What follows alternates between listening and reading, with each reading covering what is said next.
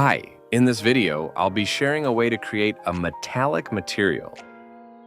Changing the HDRI alone can completely change the look, so I'll also show a few different patterns, along with some free HDRI sites you can use. The process itself is quite simple, but there are a few key points along the way. I hope this can be at least a little helpful. This time I'll be using a 3D carabiner object I made a while back. The scene is kept simple, made up of just two elements, a group of 3D objects and a ground plane.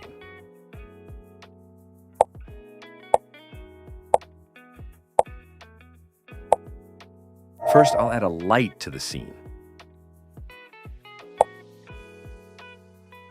I'll roughly adjust the light angle, brightness, and shadow softness.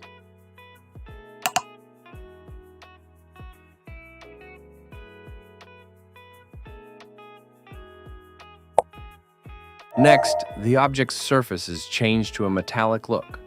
No texture images or other image assets are needed for this, so there's nothing to worry about there.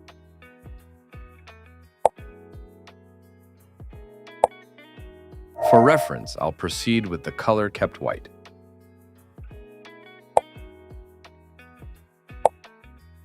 Setting roughness to 0 and metalness to its maximum value lets the HDRI reflect clearly on the surface, giving it that metallic quality. The ground plane is given the same settings for now as well.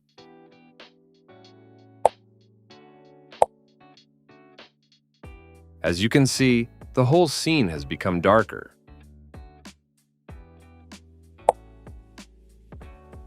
This is happening because the HDRI currently in use is a dark, black-toned image, and that's what's darkening the whole scene.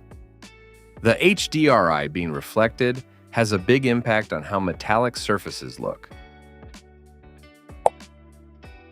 New HDR can also be loaded in via import. But for this video, I'll stick with the HDR that come available by default. If you'd like to load in new HDR there are two free sites I use a lot, so let me introduce them briefly. The first is Polyhaven. It has a wide variety of high-resolution HDR and it's always been a huge help. No login is needed either, which makes it easy for anyone to use. The second is ambientCG. It offers a wide range of PBR materials as well as HDR and I'm very grateful for it too. New assets are added frequently, so I often find myself checking back. Both sites are CC0 licensed, and I'm always grateful to be able to use them for free. They're truly wonderful places to find assets. Now, let's get back to the main topic. When aiming for a metallic look, an HDRI with high contrast and good brightness tends to work well. Let's go ahead and change the HDRI. In fact, just changing the HDRI, even with every other setting left exactly the same, can completely change the impression of a metallic look. This indoor HDRI brightens things up nicely overall, so this is the one I'll go with for this video.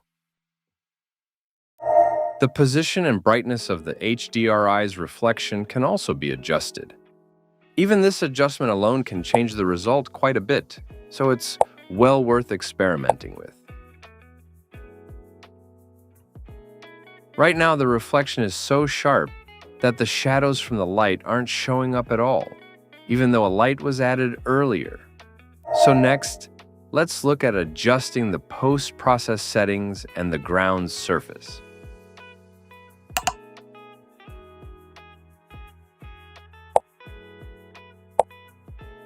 First, I'll turn on reflection, which adds reflections of the objects onto other surfaces. It's a bit subtle, but the ground object made with a plane is now reflected onto the carabiner. Likewise, the carabiner is now reflected onto the ground object made with a plane.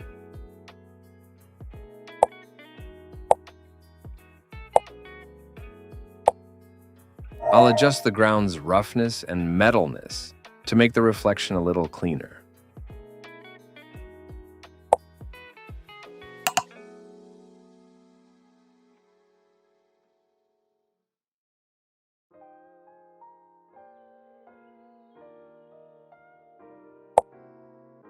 Lowering the metalness value and adding some roughness softens the reflection, and now the shadows come through much more clearly.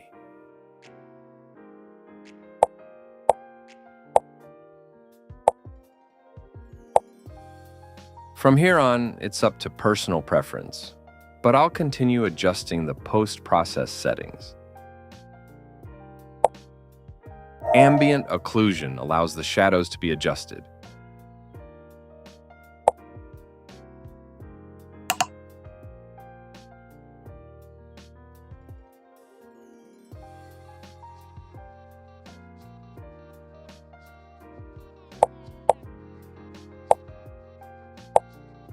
Tone mapping allows the overall look to be adjusted, including things like saturation and contrast.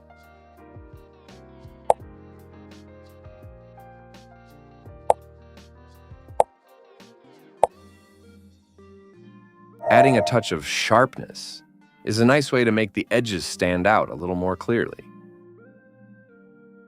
Finally, I'll give the light an adjustment.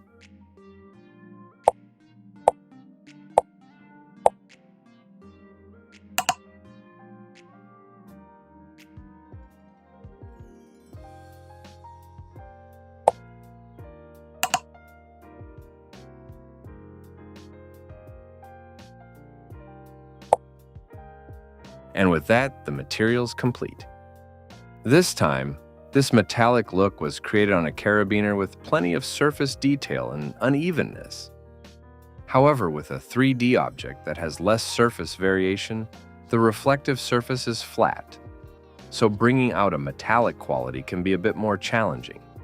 I also tried this in Blender using the same object. The choice of HDRI and the reflection angle made a big difference to the result, so it was a bit of a struggle. I hope you'll try out different HDRIs and reflection angles and create a metallic material that's just right for you.